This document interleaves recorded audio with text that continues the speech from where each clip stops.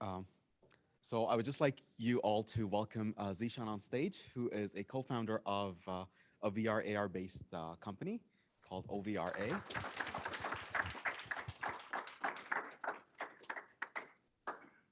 Sorry, it's just turning on. It just Thank takes a you. couple seconds. Thank you so much for joining us. Yeah, happy to be here. Awesome. So let's start by learning a little bit about you first. So tell us about yourself. Yeah, so I started off, I studied computer science at Wilfrid Laurier University. And the way I got into entrepreneurship was during my first internship, I worked at a boutique consulting firm. Over there is my first kind of contact with working directly with founders. Like my first day on the job, I was working with the CRO of the company and with the CEO of the company. So the way it kind of informed my thinking was more entrepreneurially, like rather than being more in the technical side. But I brought in those kind of like technical skill sets from my degree as well. So it allowed me to like also interface with technical teams. Then from there, I went and worked at TD as a software engineer. So I learned like the whole kind of agile approach to things. And then I kind of married those two ideas together to start my own company. And then the way that I got in VR specifically was after doing those internships. Am I too close to the mic? I don't know. Yeah, but during like the hiatus between those two internships, I was also part of a VR club in my university where I did outreach and I spoke to a lot of the startups in this space in VR, AR. And I learned about like the different kinds of business models and the way that people are innovating existing industries using this new tech and how we're kind of moving towards another platform shift from if we start with like file systems, computers, mobile devices, then immersive tech would potentially be the next shift in that direction. So I wanted to be a part of that. So I took those kind of different ideas from consulting, from software engineering and working on teams and in this kind of like entrepreneurial perspective. And I applied that to co-founding this OVRA consulting. Yeah, so that's my background. Okay, awesome. So tell us a little bit more about what OVRA does. Yeah, so we basically work with enterprises to be their gateway into using this new tech. So we want to help companies adopt this tech. So we want to be basically like a B2B company and develop the software ourselves with our own in-house teams because it's a very specialized skill set to develop AR, VR. It's not like a typical software engineering stack. It's more like game development. And we also have to consult them on their use case. Like, how would you use VR for your business, right? Like, it has to be something that results in a positive ROI. It has to be something that makes sense. So we have to work we have to be very deliberate about what type of clients we take on. So right now, it looks like blue collar industries are the ones that can benefit the most from this, given that their type of work that they're involved with has a level of risk, physical risk, which if we can mitigate that with simulations and train people and get knowledge in their heads without having to physically take them to a location, we can cut down on costs with travels, like expenses, all kinds of different things. So it's an easier sell. But we also see that like if we look like long term, if we look at how Apple's coming out with the Vision Pro headset, it looks like it's also going to make its way into white collar industries, and we want to be here to help companies make that transition. Okay, Yeah. awesome. Oh, Yeah. sorry. Awesome. Yeah, that's great. Yeah, anything that can help save human lives, especially like that. That's great. So yeah, if more blue collar workers can actually use that to actually learn while not being on training, like that's pretty good. Cool. So let's deviate a little bit and let's talk about you. So what would you say motivates you in life? Um, do you have like any sort of goals that you're working towards, and how does OVRA help you achieve those goals? Yeah. So I would say professionally, and it motivates me in life. Um, like I've been kind of like working in companies as an intern. Now I'm working as a full time at TD, and I'm at the same time doing my startup. And the motivation towards both is very different. Like the intrinsic motivation that comes from like fulfilling your own goals and seeing your vision through, being in the driver's seat, that really motivates me. Like making the plans. My co-founder is my best friend, so when we're doing our business meetings, a lot of time we'd be hanging out anyways. So that's turned into, instead of it just being us hanging out, now we're hanging out, we're making plans, we're saying, okay, this is our client, this is our engagement that we're going through. How are we going to sell it to them? How do we pitch this? Okay, we're working with this person and this person. So when you do deals, when you do sales, and you're involved with the product, you're involved with the development team and saying, okay, what are we going to use to make this? What stack makes the most sense? And you have to really be like in this nexus of all these different things, marketing, product, sales, everything. Then I find that very rewarding. Like I find that very exciting, and it's hard to stop. And then on top of that, like everything that comes with just being in the startup ecosystem and being known in it as well, you get to meet so many interesting people from all over the city and all sorts of different industries. And what comes from that is there's so many different ways to partner with people and do different kinds of things. So one of the things I'm doing actually tomorrow, we're having a startup pitch competition at the Microsoft office. I would have never been able to do something like that if I didn't co-found my own company, right? Make partnerships with other companies and have ideas for things and actually execute on them without any kind of boundary that's set by another person. So that really motivates me. Right.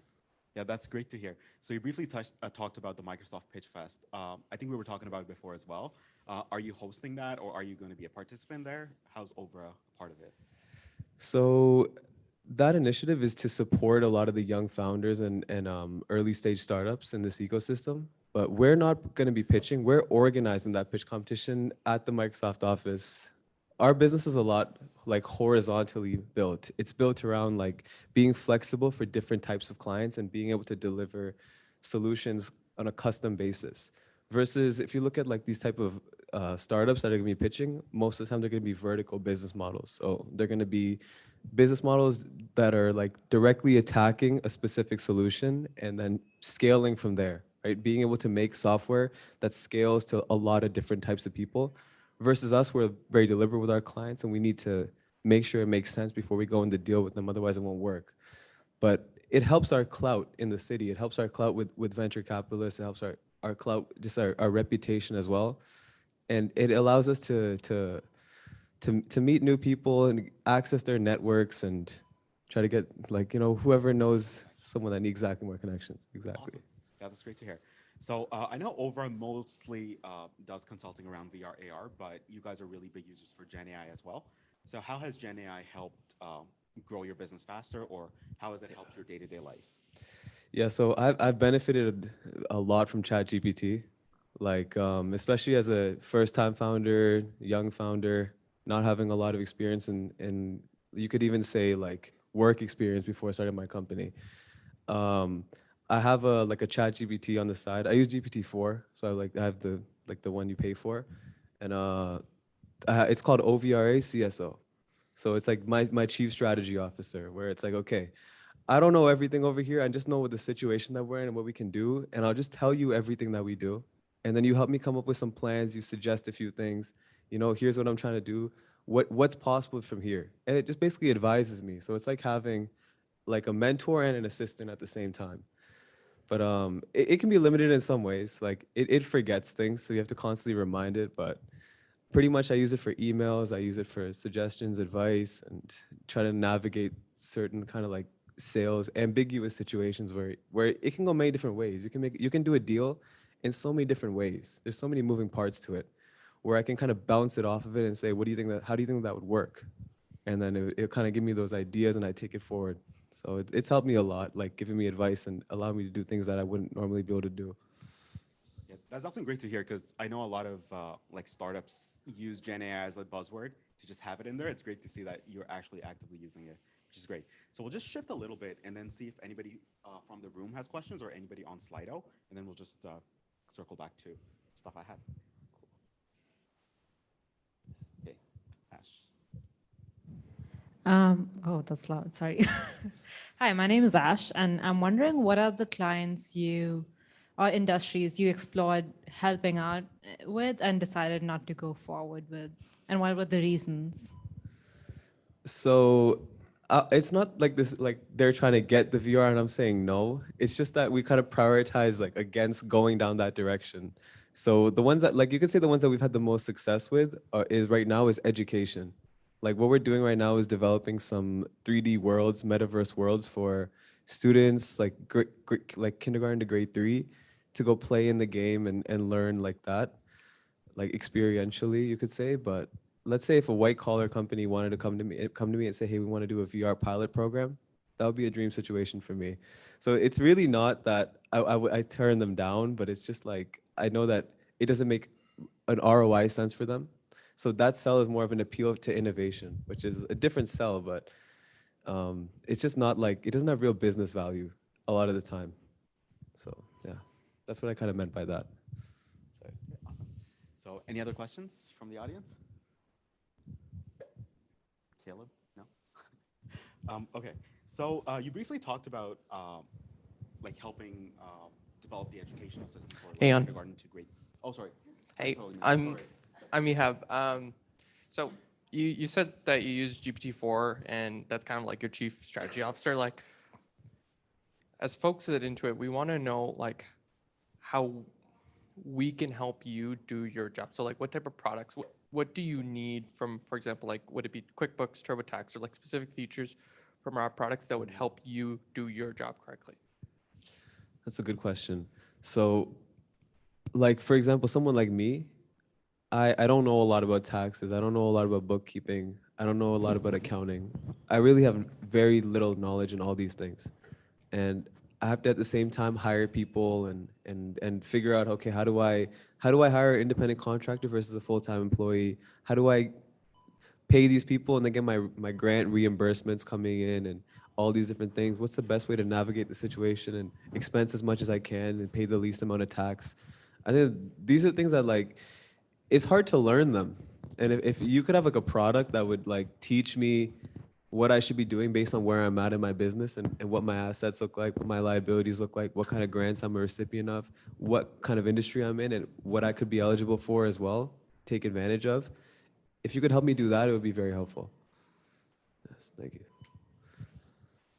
Awesome. Yeah, that's definitely a great point, for sure. So since we touched on finances a little bit, oh, did anybody else have questions before I rudely skip anybody else? No.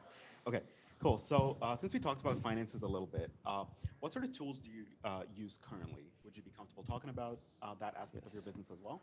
Yes. So, starting in September, I'm getting my first grants to pay people, so I can actually like hire people full time, like interns. Yeah, thanks. So I'm gonna need to get QuickBooks just to do payroll, and I learned that okay, to do payroll you got to get QuickBooks. So I'm like kind of like moving through the process of like learning how this whole thing works. So yeah, I guess the first thing I'm gonna use is QuickBooks, and then from there we'll see. Well, I use TurboTax to do taxes right now, but I don't know if that counts. That definitely counts. We'll count that for sure. Awesome. So you briefly talked about like helping build educational systems for kindergarten to grade 3, and I know a lot of parents with young kids try to limit screen time for like their kids. So how do you sort of navigate that like mindset for the parents? Have you ever had to like really try hard to sell that to parents or? Well, I don't sell directly to parents, so I haven't been in that situation. But I don't know. I guess from if you look at it from a kid's perspective, they're already playing games all the time, right? Like they're always on their phones. Like it used to be like people didn't have phones. Now you have phones too. So you're already always on tech one way or another. And the kids, like this is one thing. Like so, I work with these educators. I know what the main problems are.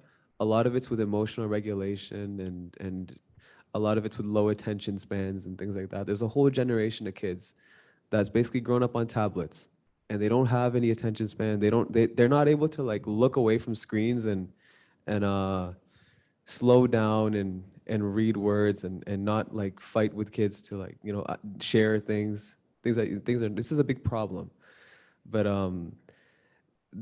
you could say we're fighting fire with fire, where like basically we understand they're digitally native and we say, hey, you want to use another screen, go further down this path. So you could say, it's something that we think about, right? But I think if it's better for schools to use technology to educate because you can do so much more with less, right? You can spend less time in the technology if you're getting more from it. If it's an immersive experience, I don't know if you've used VR before, but you're in it and you have a real sense of presence, right? You're there. It's not just like you're staring at a screen. It's like you're in another place. And if you can do that in 20 minutes and learn more than you would from reading for an hour or 2 hours, you can do more with less. And that's really like where we see the value. Right. Yeah, that definitely makes a lot of sense for sure.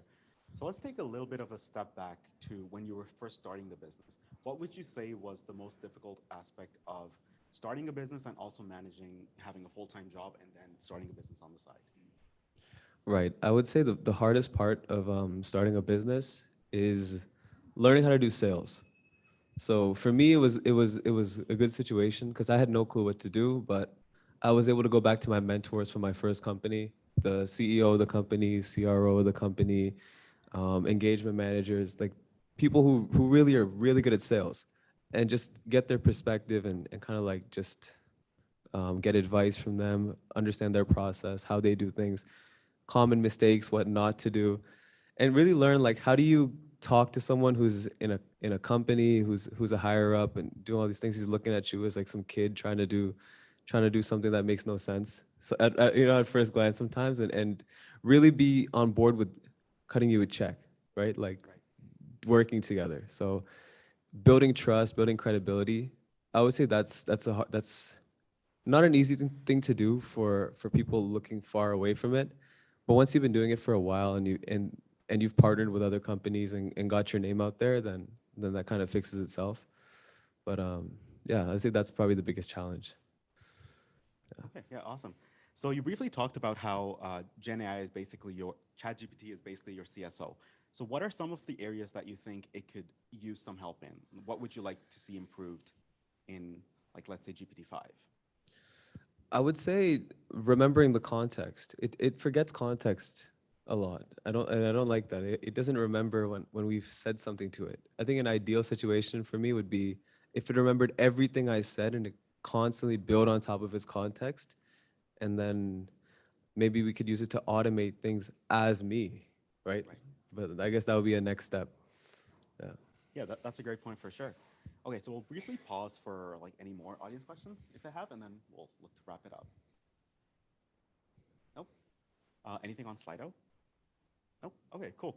So if you had a magic wand and you can make one thing come to life, what would be the one creation you would want to see in the world?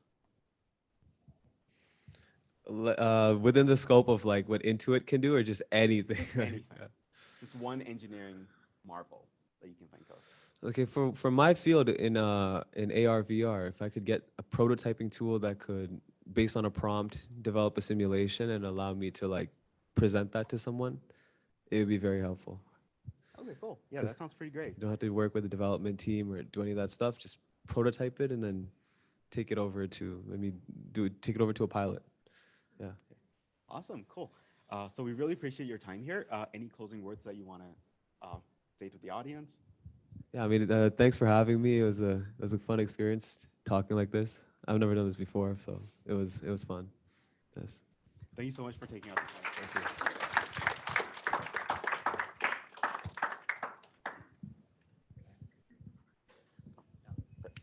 All right, thanks so much. Zeeshan, really appreciate you coming up here, opening yourself up and sharing more about yourself. And Aeon, great job. Really appreciate that. So